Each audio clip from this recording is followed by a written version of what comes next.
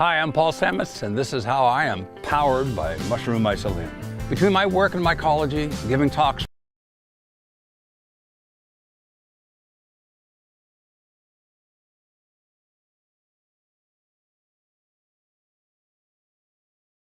Hi, I'm Paul Samus, and this is how I am powered by mushroom mycelium. Between my work in mycology, giving talks,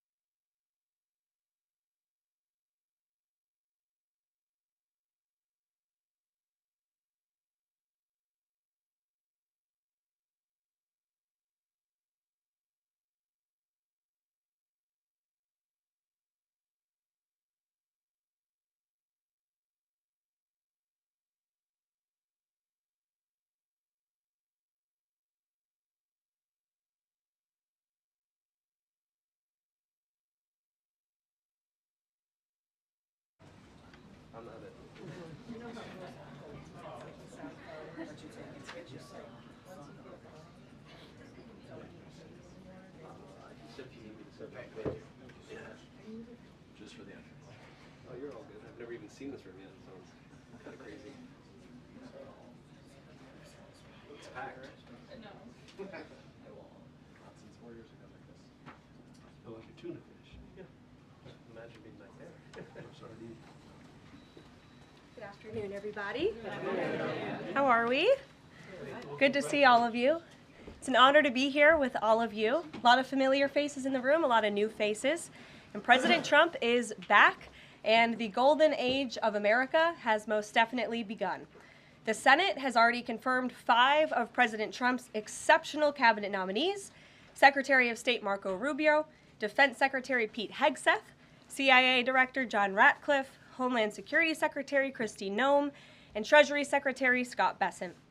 It is imperative that the Senate continues to confirm the remainder of the president's well-qualified nominees as quickly as possible. As you have seen during the past week, President Trump is hard at work fulfilling the promises that he made to the American people on the campaign trail. Since taking the oath of office, President Trump has taken more than 300 executive actions, secured nearly $1 trillion in U.S. investments, deported illegal alien rapists, gang members, and suspected terrorists from our homeland, and restored common sense to the federal government. I want to take a moment to go through some of these extraordinary actions. On day 1, President Trump declared a national emergency at our southern border to end the 4-year-long invasion of illegal aliens under the previous administration. Additionally, President Trump signed an executive order to end catch and release and finish construction of his effective border wall. By using every lever of his federal power, President Trump has sent a loud and clear message to the entire world. America will no longer tolerate illegal immigration, and this president expects that every nation on this planet will cooperate with the repatriation of their citizens. As proven by this weekend, when President Trump swiftly directed his team to issue harsh and effective sanctions and tariffs on the Colombian government, upon hearing they were denied a U.S. military aircraft full of their own citizens who were deported by this administration. Within hours, the Colombian government agreed to all of President Trump's demands, proving America is once again respected on the world stage. So, to foreign nationals who are thinking about trying to illegally enter the United States, think again. Under this president, you will be detained and you will be deported. Every day, Americans are safer because of the violent criminals that President Trump's administration is removing from our communities. On January 23rd, ICE New York arrested a Turkish national for entry without inspection who is a known or suspected terrorist. On January 23rd, ICE San Francisco arrested a citizen of Mexico unlawfully present in the United States who has been convicted of continuous sexual abuse of a child aged 14 years or younger. ICE St. Paul has arrested a citizen of Honduras who was convicted of 4th-degree criminal sexual conduct with a minor. ICE Buffalo arrested a citizen of Ecuador who has been convicted of rape. ICE Boston arrested a citizen of the Dominican Republic who has a criminal conviction for 2nd-degree murder. This criminal was convicted of murder for beating his pregnant wife to death in front of her 5-year-old son. And ICE St. Paul also arrested a citizen of Mexico who was convicted of possessing pornographic material of a minor on a work computer. These are the heinous individuals that this administration is removing from American communities every single day, and to the brave state and local law enforcement officers, CBP, and ICE agents who are helping in the facilitation of this deportation operation, President Trump has your back, and he is grateful for your hard work. On the economic front, President Trump took immediate action to lower costs for families who are suffering from 4 long years of the Biden administration's destructive and inflationary policies. President Trump ordered the heads of all executive departments and agencies to help deliver emergency price relief to the American people, untangle our economy from Biden's regulatory constraints, and end the reckless war on American energy. President Trump also signed sweeping executive orders to end the weaponization of government and restore common sense to the federal bureaucracy. He directed all federal agencies to terminate illegal diversity, equity, and inclusion programs to help return America to a merit-based society. President Trump also signed an executive order declaring it is now the policy of the federal government that there are only two sexes, male and female. Sanity has been restored. Before I take your questions, I would like to point out to all of you once again have access to the most transparent and accessible president in American history. There has never been a president who communicates with the American people and the American press corps as openly and authentically as the 45th and now 47th President of the United States. This past week, President Trump has held multiple news conferences, gaggled on Air Force One multiple times, and sat down for a two-part interview on Fox News, which aired last week. As Politico summed it up best, Trump is everywhere again. And that's because President Trump has a great story to tell about the legendary American revival that is well underway. And in keeping with this revolutionary media approach that President Trump deployed during the campaign, the Trump White House will speak to all media outlets and personalities, not just the legacy media who are seated in this room. Because according to recent polling from Gallup, Americans' trust in mass media has fallen to a record low. Millions of Americans, especially young people, have turned from traditional television outlets and newspapers to consume their news from podcasts, blogs, social media, and other independent outlets. It's essential to our team that we share President Trump's message everywhere and adapt this White House to the new media landscape in 2025. To do this, I am excited to announce the following changes will be made to this historic James S. Brady briefing room, where Mr. Brady's legacy will endure. This White House believes strongly in the First Amendment, so it's why our team will work diligently to restore the press passes of the 440 journalists whose passes were wrongly revoked by the previous administration. We're also opening up this briefing room to new media voices who produce news-related content and whose outlet is not already represented by one of the seats in this room. We welcome independent journalists, podcasters, social media influencers, and content creators to apply for credentials to cover this White House. And you can apply now on our new website, whitehouse.gov/newmedia. Starting today, this seat in the front of the room, which is usually occupied by the press secretary's staff, will be called the new media seat. My team will review the applications and give credentials to new media applicants who meet our criteria and pass United States Secret Service requirements to enter the White House complex. So in light of these announcements, our first questions for today's briefing will go to these new media members whose outlets, despite being some of the most viewed news websites in the country, have not been given seats in this room. And before I turn to questions, I do have news directly from the President of the United States that was just shared with me in the Oval Office from President Trump directly, an update on the New Jersey drones. After research and study, the drones that were flying over New Jersey in large numbers were authorized to be flown by the FAA for research and various other reasons. Many of these drones were also hobbyists, recreational, and private individuals that enjoy flying drones. In time, it got worse due to curiosity. This was not the enemy. A statement from the President of the United States to start this briefing with some news. And with that, I will turn it over to questions. And we will begin with our new media members, Mike Allen from Axios, Matt Boyle from Breitbart. Mike, why don't you go ahead? Thank you very much. Karoline, does the President see anything fishy about DeepSeek, either its origins or its cost?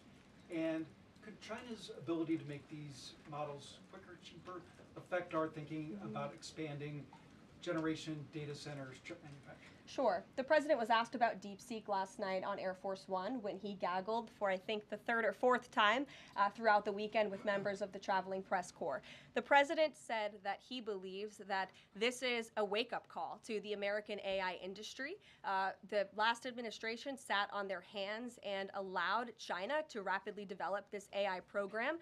And so President Trump believes in restoring American AI dominance. And that's why he took very strong executive action this past week to sign executive orders to roll back some of the onerous regulations on the AI industry. And President Trump has also proudly appointed the first AI and crypto czar at this White House, David Sachs, whom I spoke with yesterday, very knowledgeable on this subject, and his team is here working every single day to ensure American AI dominance.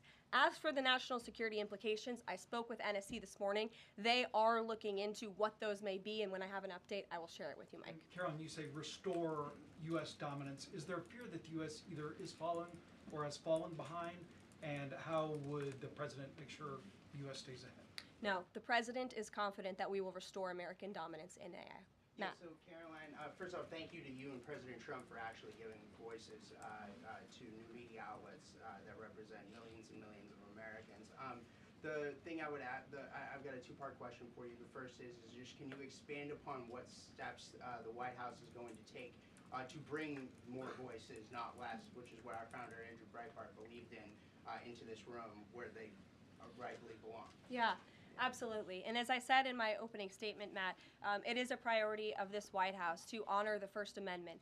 And it is a fact that Americans are consuming their news media from various different platforms, especially young people. And as the youngest press secretary in history, thanks to President Trump, I take great pride in opening up this room to new media voices to share the president's message with as many Americans as possible. In doing so, number one, we will ensure that outlets like yours, Axios and Breitbart, which are widely respected and viewed outlets, have an actual seat in this room every day. We also, again, encourage anybody in this country, whether you are a TikTok content creator, a blogger, a podcaster, if you are producing legitimate news content, no matter the medium, you will be allowed to apply for press credentials to this White House. And as I said earlier, our new media website is whitehouse.gov/new media. And so we encourage people to apply. Again, as long as you are creating news-related content of the day and you're a legitimate independent journalist, you're welcome to cover this White House. And secondly, Caroline, you said you laid out several of the actions that President Trump has taken. Obviously, it's a stark contrast to the previous administration and breakneck speed from President Trump. Can we expect that pace to continue as the first 100 days moves along here and beyond that? Absolutely. There's no doubt President Trump has always been the hardest working man in politics. I think that's been proven over the past week. This president has again signed more than 300 executive orders. He's taken historic action. I gaggled aboard Air Force One to mark the first 100 days of this administration, 4 p.m. last Friday, or first 100 hours rather. And this president did more in the first 100 hours than the previous president did in the first 100 days. So President Trump, I think you can all expect for him to continue to work at this breakneck speed, so I hope you're all ready to work very hard. I know that we are. Zeke Miller. Thanks, Caroline. A question that we've asked your predecessors of both parties in this job. When you're up here in this briefing room speaking to the American public, do you view yourself and your role as advocating on behalf of the president or providing the unvarnished truth that is, not to lie, not to obfuscate to the American people? I commit to telling the truth from this podium every single day. I commit to speaking on behalf of the President of the United States. That is my job. And I will say it's very easy to speak truth from this podium when you have a president who is implementing policies that are wildly popular with the American people, and that's exactly what this administration is doing. It's correcting the lies and the wrongs of the past 4 years, many of the lies that have been told to your faces in this very briefing room. I will not do that.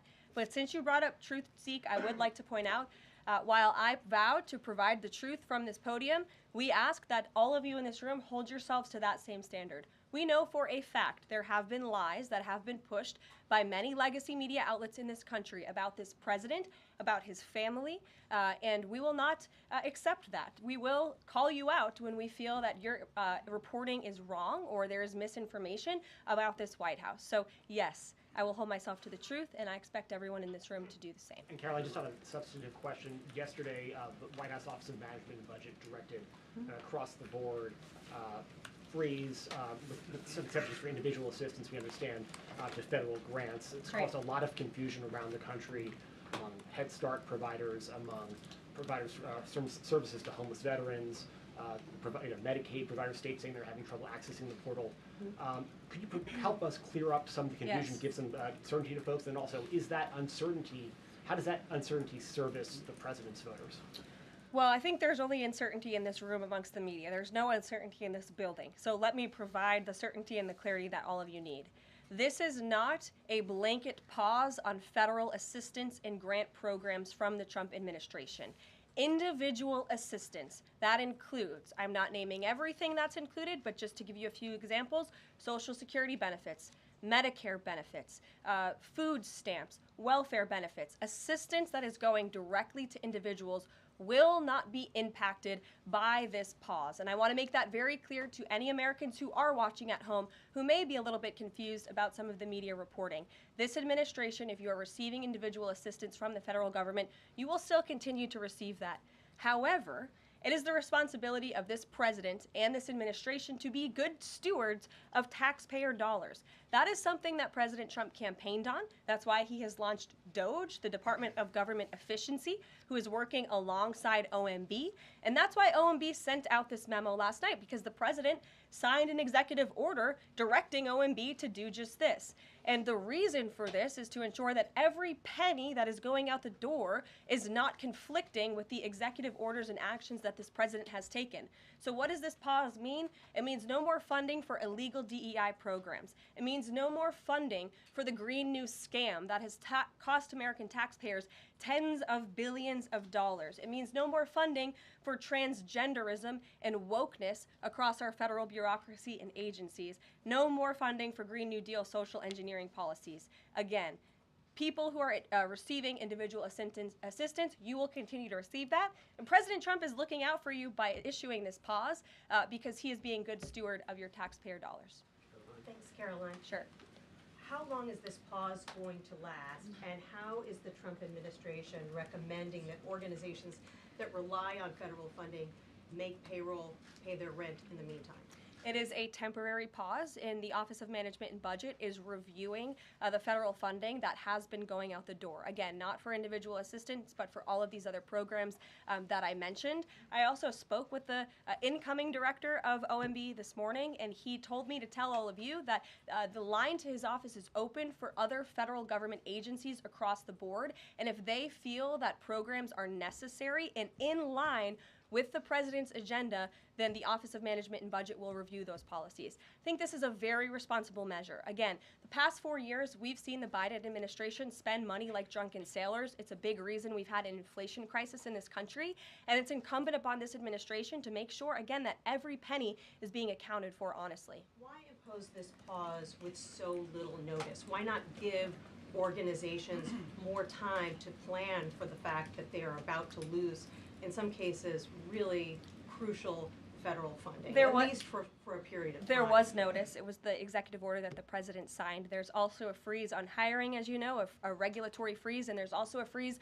on foreign aid. And this is, again, incredibly important to ensure that this administration is taking into consideration how hard the American people are working. And their tax dollars actually matter to this administration. You know, just during this pause, DOGE and OMB have actually found that there was $37 million that was about to go out the door to the World Health Organization, which is an organization, as you all know, that President Trump, with the swipe of his pen in that executive order, is no longer wants the United States to be a part of. So that wouldn't be in line with the president's agenda.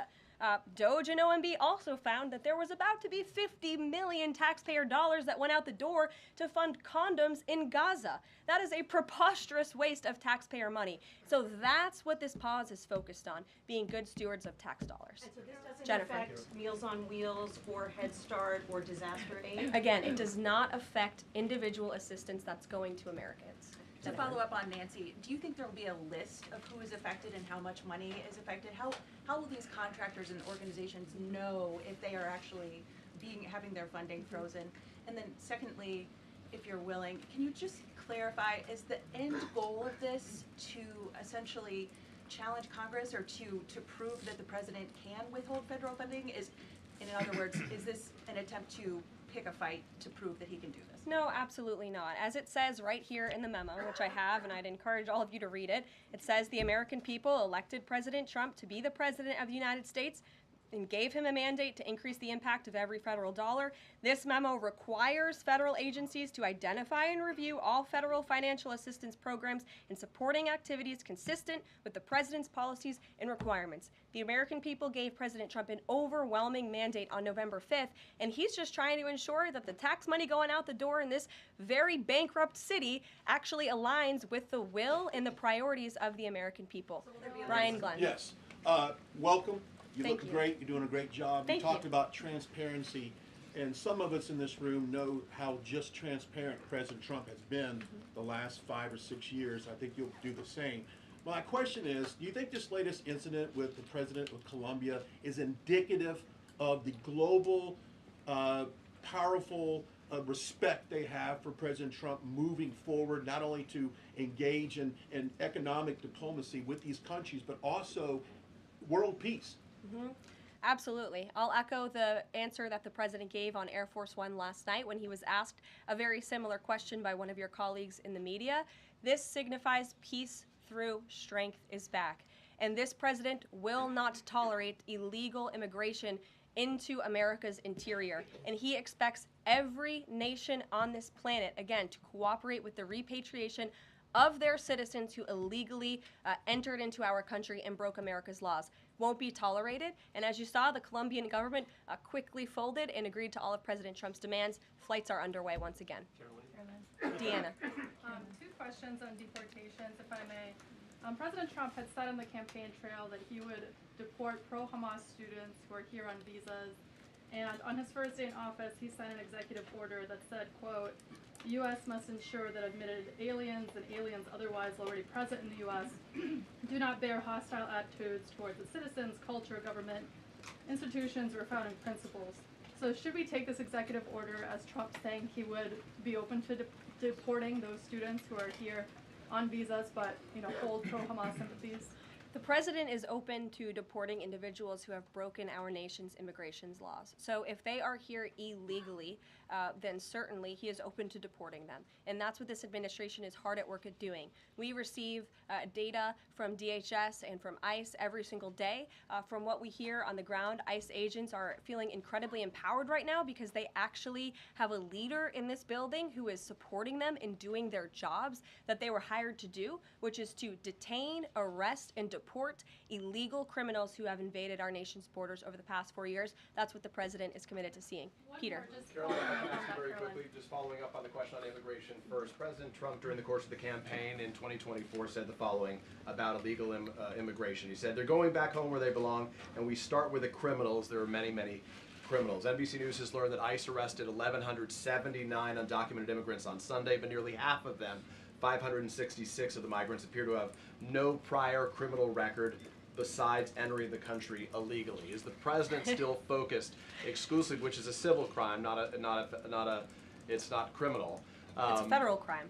So I'm asking though, he said he was going to focus on those violent offenders first. So is violent offenders no longer the predicate for these people to be deported? The president has said countless times on the campaign trail, I've been with him at the rallies, I know you've been there covering them too, Peter, that he is focused on launching the largest mass deportation operation in American history of illegal criminals. And if you are an individual, a foreign national, who illegally enters the United States of America, you are, by definition, a criminal. And so therefore, you are subject to deportation. I apologize for interrupting. So to be clear, it's not violent criminals do not receive precedence in terms of the deportations taking place. The president has also said two things can be true at the same time. We want to deport illegal criminals, illegal immigrants from this country, but the president has said that, of course, the illegal criminal drug dealers, the rapists, the murderers, the individuals who have committed heinous acts on the interior of our country and who have terrorized law-abiding American citizens, absolutely, those should be the priority of ICE, but that doesn't mean that the other illegal criminals who entered our nation's borders are off the table. Understood. Then let me ask you a separate question about the confusion that still exists across the country right now as it relates to the the freeze or the pause as it's described. President Trump, of course, ran one of the key policy items was that he was going to lower prices, lower the cost of everything from groceries, as he often said. But in many of the cases, it would seem that some of these moves could raise prices for real Americans on everything from low-income heating, that program, child care programs. Will nothing that the president's doing here in terms of the freeze in these programs raise prices on ordinary Americans? What particular actions are you referring to that I'm would? referring to LHEAP right now. That's the low-income heating program, for example. We can talk about, there's no clarity, so I could refer to a lot of them. We don't know what they are specifically. Can you tell us that LHEAP is not one of those affected? So you're asking a hypothetical based on programs that you can't even identify. No, I just identified. What I can tell you just to is be that clear, since you guys haven't identified, let's do it together just for Americans at home. Medicaid, is that affected? I gave you a list of examples: Social Security, Medicare, welfare benefits, food stamps that will not be impacted by this federal pause. I can get you the full list after this briefing from the Office of Management and Budget. But I do want to address the cost cutting because that's certainly very important and cutting the cost of living in this country. President Trump has taken historic action over the past week to do that.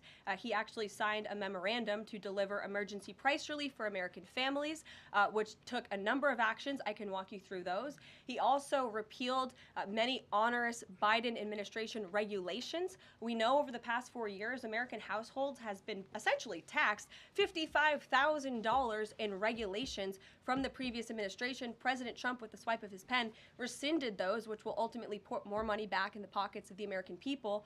So deregulation is a big deal. And then when it comes to energy, I mean, the president signed an executive order to declare a national energy emergency here at home, which is going to make America energy dominant. We know that energy is one of the #1 drivers of inflation. And so that's why the president wants to increase our energy supply to bring down costs for Americans. The Trump energy boom is incoming, and Americans can expect that. Please share that out. Thank you. Karoline, I think some of the confusion I think may be here with this pause on federal funding. You've made it clear you're not stopping funds that go directly to individuals, but there certainly are lots of organizations that receive funding and then may pass along a benefit. Meals on Wheels, for one. They provide meals for over 2.2 million seniors. What is the president's message to Americans out there, many of whom supported him and voted for him, who are concerned that this is going to impact them directly, even if, as you said, the funding isn't coming directly to their wallet? I have now been asked and answered this question 4 times. To individuals at home who receive direct assistance from the federal government, you will not be impacted by this federal freeze. In fact, OMB just sent out a memo to Capitol Hill with Q&A to clarify some of the questions and the answers that all of you are asking me right now. Again, direct assistance will not be impacted. I've been asked and answered about this OMB memo. There's many other topics of the day. Jackie But Heinrich. indirect assistance, Karoline, if it's going to another organization and then trickling down. Direct assistance that is in the hands of the American people will not be impacted. Again, as I said to Peter, we will continue to provide that list as it comes to fruition. But OMB right now is focused on analyzing the federal government's spending, which is exactly what the American people elected President Trump to do. And one question on immigration, Karoline, on immigration. Of the 3,500 arrests ICE has made so far since President Trump came back into office, can you just tell us the numbers? How many have a criminal record versus those who are just in the country illegally? All of them, because they illegally broke our nation's laws and therefore they are criminals as far as this administration goes. I know the last administration didn't see it that way, so it's a big culture shift in our nation to view someone who breaks our immigration laws as a criminal, but that's exactly what they are. You made a point with the worst first. They all have a criminal record? And welcome to the briefing If they room. broke our nation's laws, yes, they are criminal, yes. Thank you. On stripping security details for figures like John Bolton, Pompeo, Brian Hook, Senator Tom Cotton said that he's seen the intelligence and the threat from Iran is real for anyone who played a role in the Soleimani strike.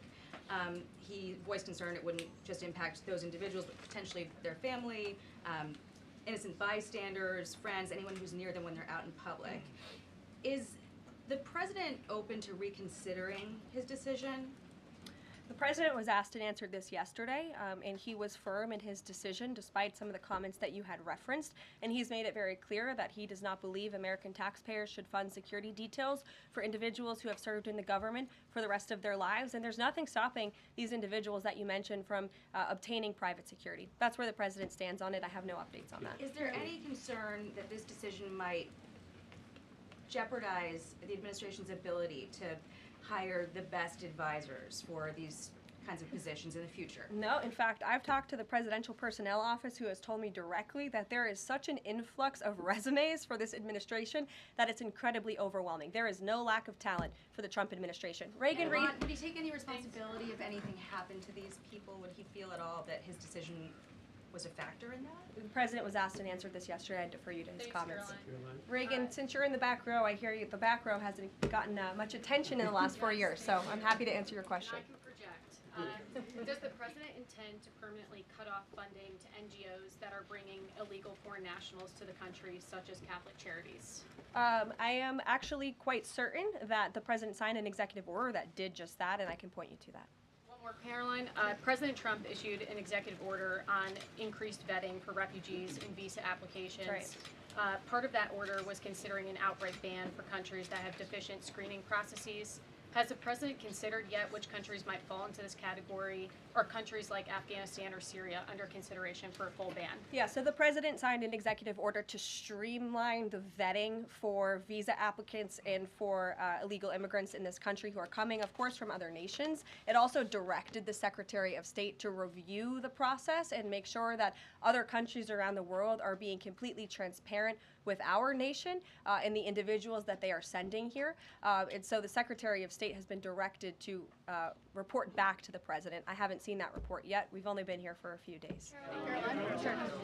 One on the freeze in federal funding. Who advised the president on the legality of telling government agencies that they don't have to spend money that was already appropriated by Congress? Well, as the OMB memo states, this is certainly within the confines of the law. So White House counsel's office believes that this is within the president's power to do it, and therefore he's doing it. Okay, so they disagree with lawmakers who say that they don't have the power to freeze this funding. Again, I would point you to the language in the memo that clearly states this is within the law. And all that happened on Friday night. The administration fired several inspectors general without giving Congress the 30-day legally required notification that they were being fired. I think only 2 were left at DHS and the DOJ. And then yesterday we saw several prosecutors, I believe 12, fired from the Justice Department who worked on the investigations into the president. As you know, they are career prosecutors, therefore they are afforded civil service protections. How is the administration deciding which laws to follow and which ones to ignore? So it is the belief of this White House and the White House counsel's office that the president was within his executive authority to do that. He is the executive of the executive branch, and therefore he has the power to fire anyone within the executive branch that he wishes to. There's also a case that went before the Supreme Court in 2020, Scala Law LLC versus the Customs, Bureau Protection. I would advise you to look at that case, and that's the legality that this White House was resting on. So you're confident that if they bring lawsuits against you, those prosecutors who were fired, that they will succeed? We will win in court, And yes. did he personally direct this, given they worked on the classified documents investigation and the election interference investigation? This was a memo that went out by the Presidential Personnel Office, and the president is the leader of this White House, so yes. Yes. Caroline?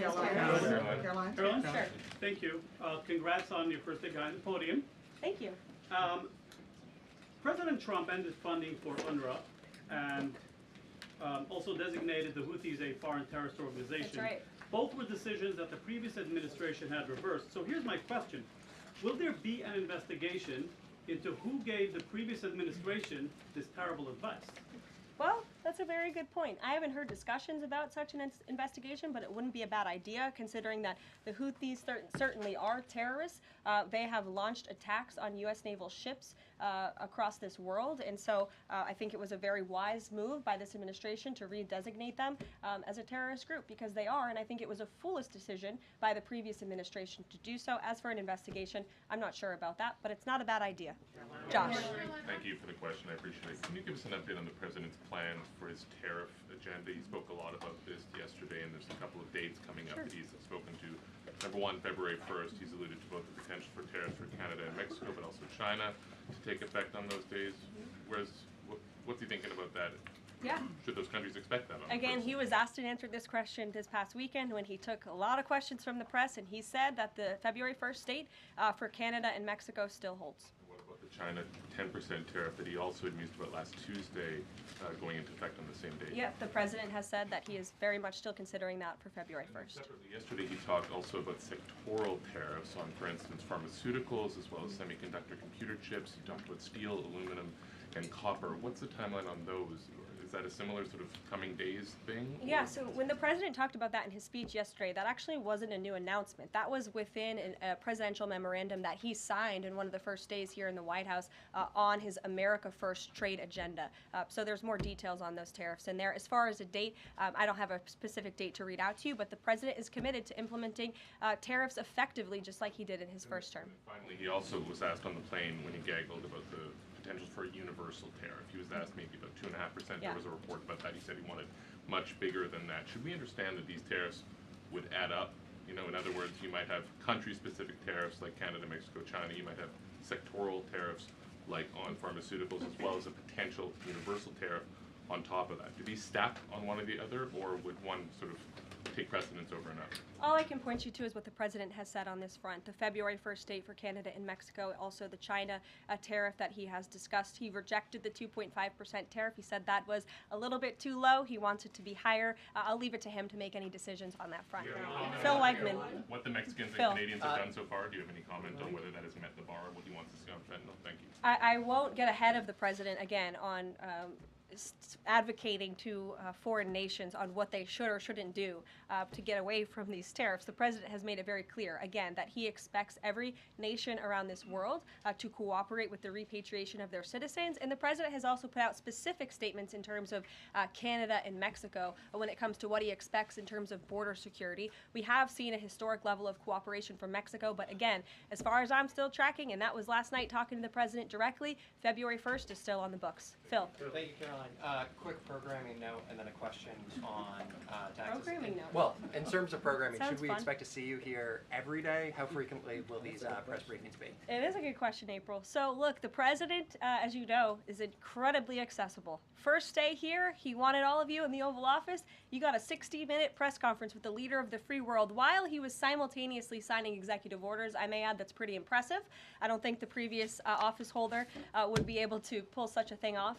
So look, the president is the best spokesperson that this White House has, and I can assure you that you will be hearing from both him and me as much as possible. And then a question about tax cuts. You know, the president has promised to extend the tax cuts from the previous term.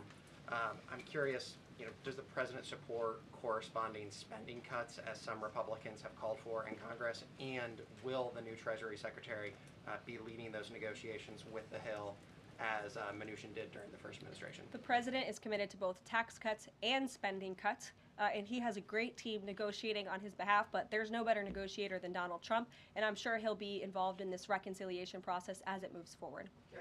Sure. Caroline, in the announcement that you made last night on the Iron Dome, it said the president had directed that the United States will build this Iron Dome. Yeah. When you read into the executive order, it seemed short of that. It asked for a series of studies and reports back to him. Can you tell us whether the president has directed this? And if he is as concerned on this issue, why the suspensions that we saw listed by OMB included so many different nuclear programs, non-proliferation programs, programs to blend down nuclear weapons, and so forth? First of all, when it comes to the Iron Dome, the executive order directed the implementation of an Iron Dome. It also, as you said, kind of directed research and studies to see if or how the United States can go about doing this, particularly the Department of Defense. When it comes to the other question that you asked about those specific programs, again, I would say this is not a ban. This is a temporary pause and a freeze to ensure that all of the money going out from Washington, D.C. is aligned with the president's agenda. And as the Office of Management and Budget has updates on what will be kickstarted once again, I will provide those to you. Just to clarify for a sec what you were saying before on Medicaid. It wasn't clear to me whether you were saying that no Medicaid would be cut off. Obviously, a lot of this goes to states before it goes to individuals and so forth. So are you guaranteeing here that no individual now on Medicaid would see a cutoff because of the pause? I'll check back on that and get back to you. John. Thanks a lot, Caroline. As you know, in the first week that the president was in office, signed an executive order as it relates to birthright citizenship, trying to eliminate that. Now, 22 state attorney generals have said that this is unconstitutional. A federal judge has just agreed with their argument. What's the administration's argument for doing away with birthright citizenship? The folks that you mentioned have a right to have that legal opinion, but it is in disagreement with the legal opinion of this administration. This administration believes that birthright citizenship is unconstitutional, and that is why President Trump signed that executive order.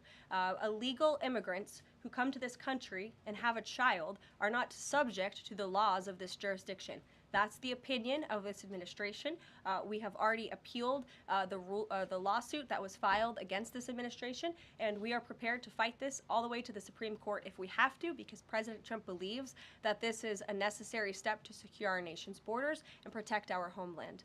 Monica. On foreign policy, Caroline, on foreign policy, if I may, the president's commitment to the NATO Defense Alliance, is it as strong as the prior administration?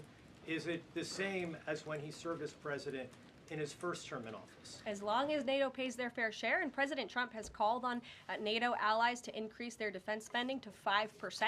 You actually saw the head of NATO at Davos last week on Bloomberg television saying that President Trump is right, and if Europe wants to keep itself safe, they should increase their defense spending. I would just add that there was no greater ally to our European allies than President Trump in his first term. The world for all nations in Europe and of course here at home was much safer because of President Trump's peace through strength diplomatic approach. Monica. Thank you, Caroline, and it's great to finally be called on as well in the briefing room. I appreciate that. You're welcome. Of course, we know President Trump just got back from North Carolina and California meeting with victims of natural disasters.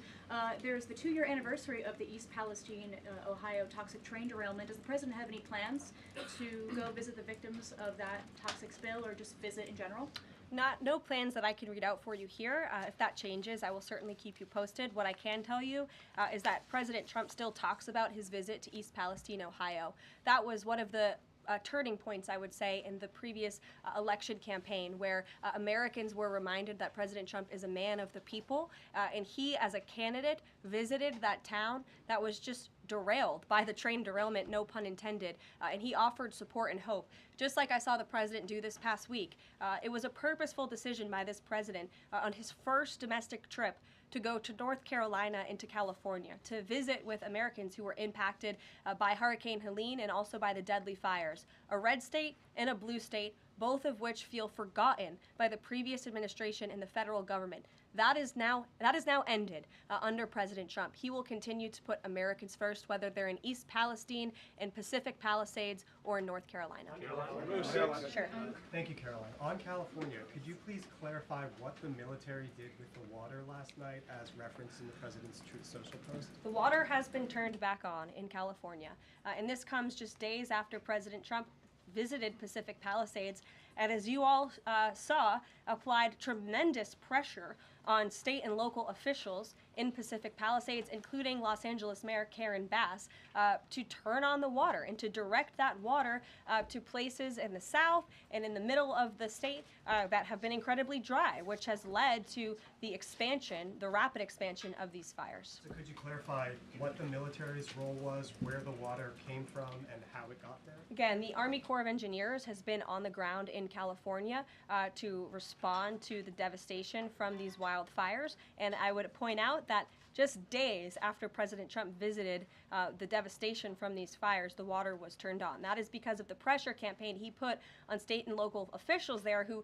clearly lack all common sense. And I will never forget being at that roundtable with the president last week and hearing the frustration in the voices of Pacific Palisades residents who feel as though their government has just gone insane. Before President Trump showed up on the scene, Karen Bass was telling private property owners that they would have to wait 18 months to access their private property. So this administration, the president and his team that's on the ground in California, Rick Grinnell, who he has designated to oversee this great crisis, it will continue to put pressure on Karen Bass and state and local officials to allow residents to access their properties. This is a huge part of it. These residents want to take part in their own clearing out of their properties. They should be able to do that. It's the United States of America. What happened to our freedom? Clearly it's gone in California, but not anymore under President Trump.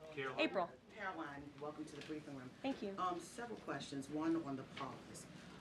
Will minority-serving institutions, preferably colleges and universities, have those monies held back temporarily at this moment? Again, I have not seen the entire list because this memo was just sent out. So I will provide you all with updates as we receive them, okay? Also, secondly, when it comes to immigration, there is this southern border focus. What happens to those who've overstayed their visas? That is part of the broken immigration system. In 2023, there was a report by the Biden administration, the Homeland Security Department, that said overstays of visas were 3 times more than usual. Will there be a focus on the overstays for visas as well? If an individual is overstaying their visa, they are therefore an illegal immigrant residing in this country, and they are subject to deportation. And also, yes. lastly, as we're dealing with anti-DEI, anti-woke efforts, we understand this administration is thinking about celebrating Black History Month. Have you got any word on that? Anything that you can offer to us? As far as I know, this White House certainly still intends to celebrate, and we will continue to celebrate American history and the contributions that all Americans, regardless of race, religion, or creed, have made to our great country, and America is back. Christian Day Talk. Thanks, Caroline.